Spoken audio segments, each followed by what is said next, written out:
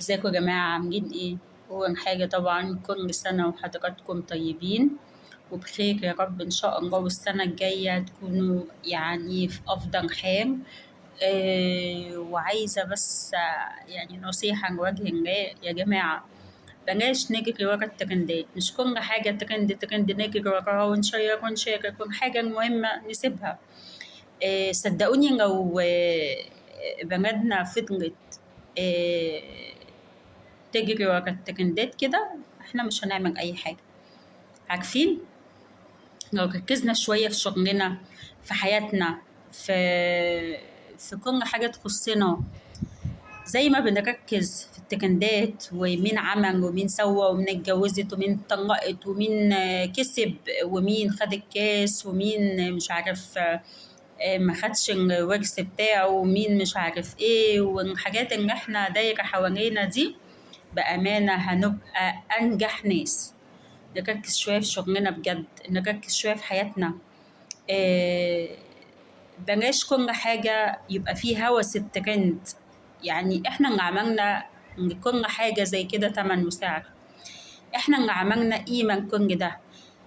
هتقولي ازاي؟ هقولك ان انت اول لما بتشوف حاجة زي كده بتجري شارك وشير واعمل وهيص وعلق وده حنجن. بيحنجن، انت بتحنجنه ايه؟ هي ازمه الامم المتحده واحده وواحد اتخانقوا. احنا يعني مش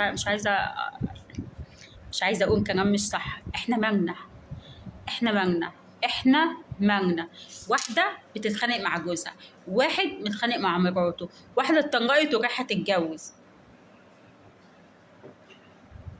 احنا مالنا؟ انا اسفه يعني، احنا مالنا بقى؟ فهموني يعني، انا عايزه انت تكسب فلوس من ورا الكلام ده ولا ايه بالظبط؟ قولي بقى، عشان بصراحة يعني بدأت يعني مش عارفة أفسر الموضوع ده. حد فيكم عنده تفسير؟ إحنا مالنا؟ مسائل شخصية. أيامنا كانت المسائل الشخصية دي ما ينفعش تتعرض على الملأ، ما ينفعش تتحكي لحد بره، مش تنزل على الفيس ويبقى الناس كلها عارفاها، وده بيحنج وده بيفكر وده بيقول لأ. ده إيه ده؟ إيه يا عم؟ ده أنت وهو وأنت وهي في إيه؟ يا عم ننشغل بحياتنا شوية، خلينا في نفسنا. صدقوني لو كل واحد خلى باله من نفسه وخلى في نفسه وفي شغله وفي حياته هنعدي. بس للأسف كله بيتلهي عن حياته وعن شغله وعن مصيره ومستقبله، وعايش في عالم افتراضي اسمه السوشيال ميديا، عايش كأنه آلة. أنا خايفة في يوم من الأيام بجد نبقى فعلا آلات، نعتبر احنا آلات دلوقتي. ما احنا اللي بنحرك السوشيال ميديا، واحنا اللي بنعلي ريتش للناس دي، واحنا اللي بنعمل الترند وبنصنعه، مش حد تاني، عشان هما ناس مشهورين بقى. مش فاهمة ايه، مش عارفة اقول لكم ايه بصراحة يعني.